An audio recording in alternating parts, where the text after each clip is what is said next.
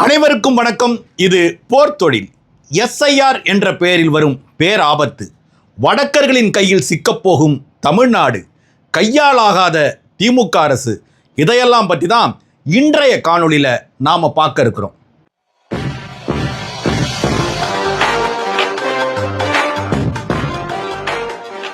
இந்தியாவில் தமிழ்நாடு உள்ளிட்ட 10 மாநிலங்கள் மற்றும் 2 யூனியன் பிரதேசங்களில் வாக்காளர் பட்டியல் சிறப்பு தீவிர திருத்தப் பணிகள் எஸ்ஐஆர் நவம்பர் 4ஆம் தேதியிலிருந்து தொடங்கும்னு தேர்தல் ஆணையம் தெரிவிச்சிருக்குங்க. மக்கள் இடம்பெயர்வது, விரைவான நகரமயமாக்கல், இளைஞர்கள் வாக்களிக்கும் தகுதியை பெறுவது, போலி பெயர்கள் மற்றும் இறந்தவர்களின் பெயர்களை நீக்கிறது, வாக்காளர் பட்டியலில் வெளிநாட்டினர்கள் சேர்க்கப்பட்டது போன்றவை தான் சிறப்பு தீவிர திருத்தத்தின் நோக்கமாக இருக்குன்னு தேர்தல் ஆணையம் தெரிவிச்சிருக்காங்க. ஆனால் ஏற்கனவே எஸ்ஐஆர் நடைமுறைப்படுத்தப்பட்ட பீகாரில் சுமார் 36 லட்சம் பீகாரிகள் வாக்கு செலுத்தும் உரிமையை இழந்து நிற்கிறாங்கன்னு எதிர்க்கட்சிகள்லாம் குற்றம் சாட்டுறாங்க. சரி, எஸ்ஐஆர்னா என்னங்க? எஸ்ஐஆர் என்பது ஸ்பெஷல் இன்டென்சிவ் ரிவிஷன், அதாவது வாக்காளர் பட்டியல் தீவிர திருத்தப் பணிகள். ஒரு நபருக்கு வெவ்வேறு இடங்களில் வாக்குரிமை உள்ளது கண்டறியப்பட்டுச்சுன்னா அது நீக்கப்படும்.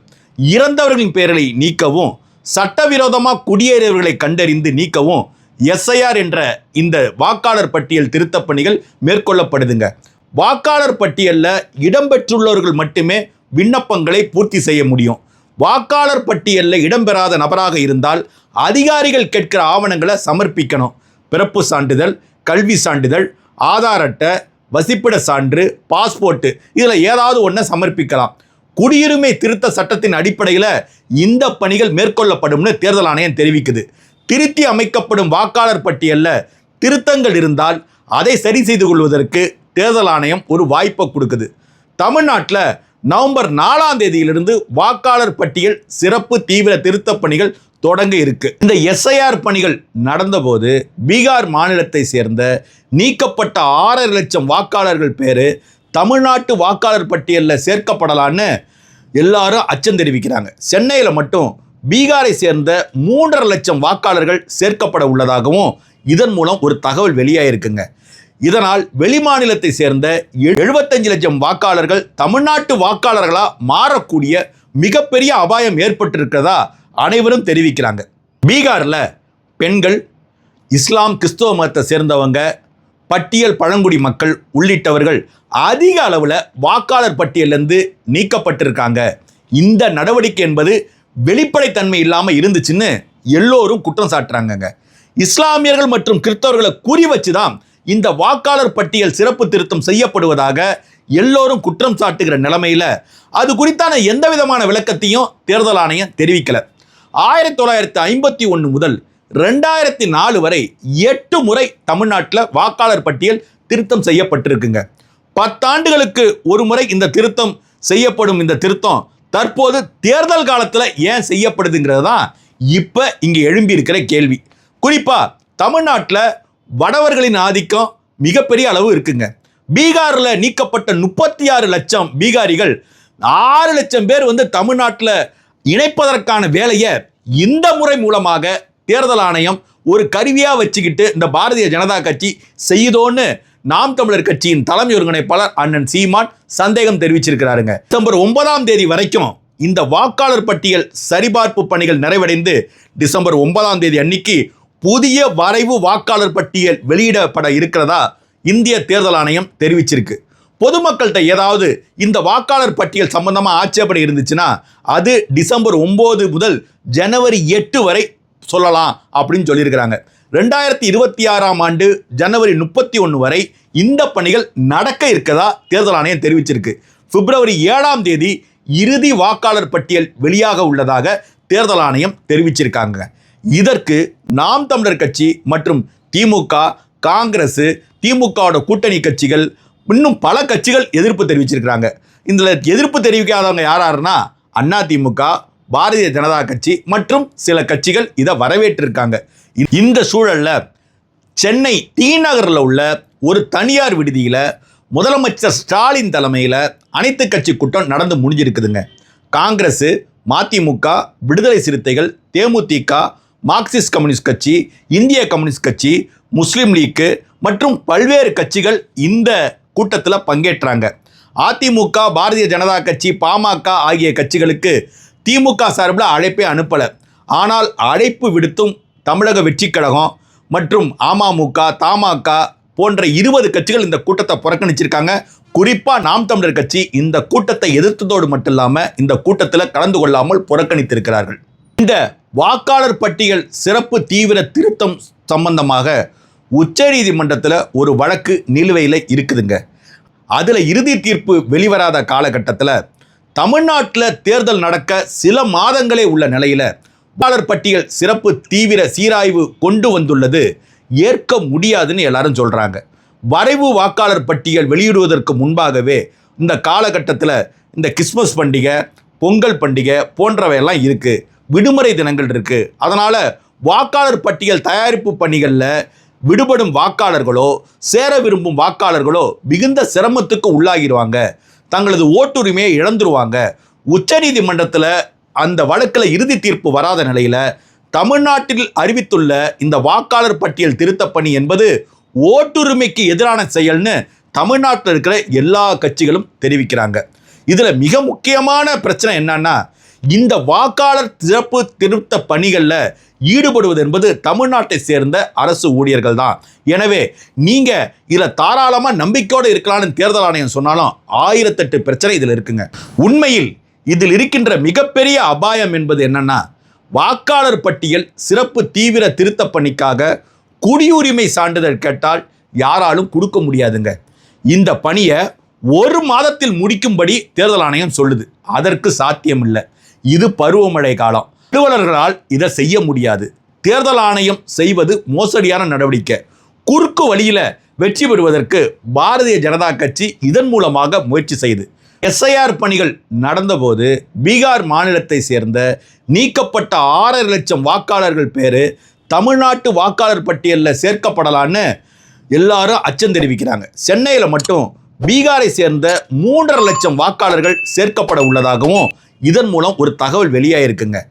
இதனால் வெளிமாநிலத்தை சேர்ந்த 75 லட்சம் வாக்காளர்கள் தமிழ்நாட்டு வாக்காளர்களாக மாறக்கூடிய மிகப்பெரிய அபாயம் ஏற்பட்டிருக்கிறதா அனைவரும் தெரிவிக்கிறாங்க. பீகாரில் சட்டமன்ற தேர்தல் இந்த ஆண்டோட இறுதியில் நடைபெற இருக்கு. இந்த நிலையில் பீகார் மாநிலத்தில் சிறப்பு தீவிர வாக்காளர் பட்டியல் அதாவது திருத்தம் எஸ்ஐஆர் மேற்கொள்ள போவதாக ஜூன் மாதத்திலேயே இந்திய தேர்தல் ஆணையம் தெரிவிச்சிச்சிங்க. இதற்கு முன்பாக 2003 இதே போல எஸ்ஐஆர் திருத்தம் பீகாரில் நடந்து 27 ஆண்டு இடைவெளிக்கு பிறகு இப்போ இந்த வேலையை தேர்தல் ஆணையம் செய்யப்போவதா முடிவு செஞ்சிருந்தாங்க. இந்த பணிகள் ஜூலை மாதத்தில் தொடங்கினாங்க. 1 மாதம் நடந்த பணிகள் முடிவில் வரைவு வாக்காளர் பட்டியல் ஜூலை மாத இறுதியில் வெளியிடப்பட்டுச்சு. கிட்டத்தட்ட 65 லட்சம் பேர் வாக்காளர் பட்டியலிருந்து நீக்கப்பட்டிருந்தாங்க.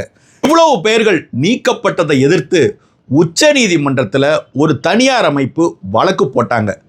அந்த வழக்கில் பதில் மனு தாக்கல் செய்த தேர்தல் ஆணையம் நீக்கப்பட்ட 65 லட்சம் பேரோட விவரங்களையும் வெளியிட வேண்டிய அவசியம் தங்களுக்கு இல்லை, இன்னும் பேர் நீக்கத்திற்கான காரணங்களை சொல்ல வேண்டிய அவசியம் இல்லை, இன்னும் பதில் மனு கவுண்டர் தாக்கல் செஞ்சாங்க. இந்த விவகாரம் பீகாரில் பெரிய அளவு வெடித்து மிகப்பெரிய சர்ச்சைக்கு உள்ளானுச்சுங்க. நீக்கப்பட்டவர்களின் பட்டியலை வெளியிட இந்திய உச்சநீதிமன்றமே உத்தரவிட்டது. இதை அடுத்து ஆகஸ்ட் மத்தியில் நீக்கப்பட்டோரின் பட்டியல் தேர்தல் ஆணைய இணையதளத்தில் வெளியிடப்பட்டுச்சுங்க. பெயர் நீக்கம் செய்யப்பட்டோர் இது குறித்து தேர்தல் ஆணையத்தில் முறையிடலாம் என்று அறிவிக்கப்பட்டுச்சு.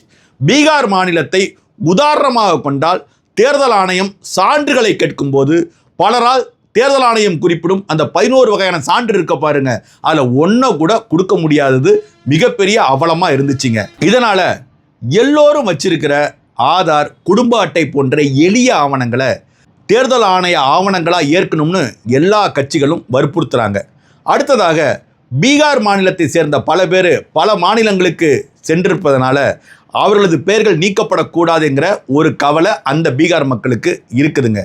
ஆனால் தமிழ்நாடு போன்ற மாநிலங்களில் வேலை தேடி வந்துள்ள பீகார் உள்ளிட்ட வெளி மாநிலத்தவரின் எண்ணிக்கை அதிகம் என்பதனால அவர்கள் தமிழ்நாட்டின் வாக்காளர் பட்டியலில் இடம்பெறும்போது இங்கே தேர்தல் முடிவுகளே மிகப்பெரிய பாதிப்புக்கு உள்ளாகும், இதில் மிகப்பெரிய தாக்கம் ஏற்படும் என்பது தான் இங்குள்ள எல்லாருடைய கவலையாகவும் இருக்கு.